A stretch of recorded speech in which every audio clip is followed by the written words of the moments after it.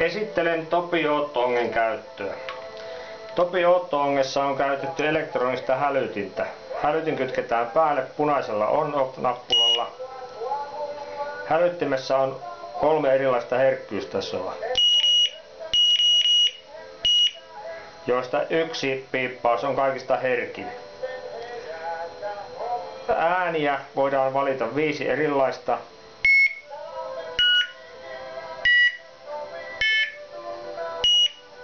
Äänen voimakkuutta voidaan säätää.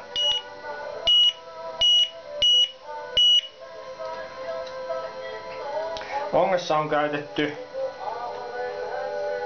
14 numeron koukkua ja 025 monovilisiimaa.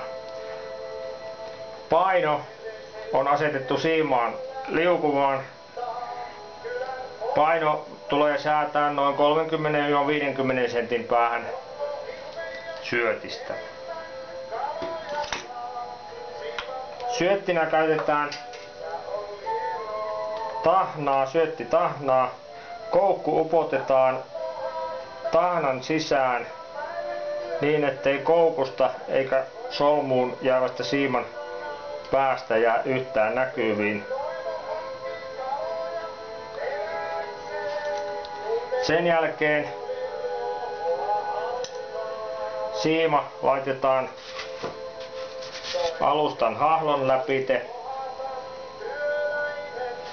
pudotetaan avantoon. Siima annetaan niin pitkälle, että paino on pohjassa, jolloin tahna kelluu pohjasta noin 30–50 sentin päässä, mitenkä se on paino asetettu. Sen jälkeen siima viedään hahlon läpi, tämän hälyttimen hahlon läpi, ja asetetaan alustaan onki. Nyt kun kala tärppää, tulee pienikin tärppi, syttyy vasemmanpuoleinen sininen valo, joka sammuu noin 30 sekunnin kuluttua, jos uutta tärppiä ei ole tullut. Laite on hyvin herkkä pienimmällekin tärpille, jolloin huonolla syönnillä voidaan havaita kalan toiminta.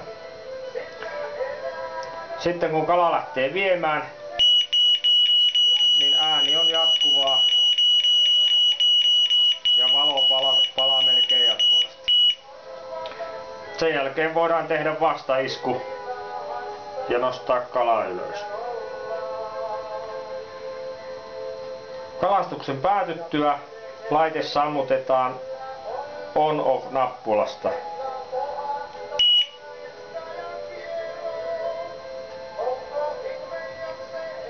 Nyt voidaan tarkistaa, että laite on sammutettu.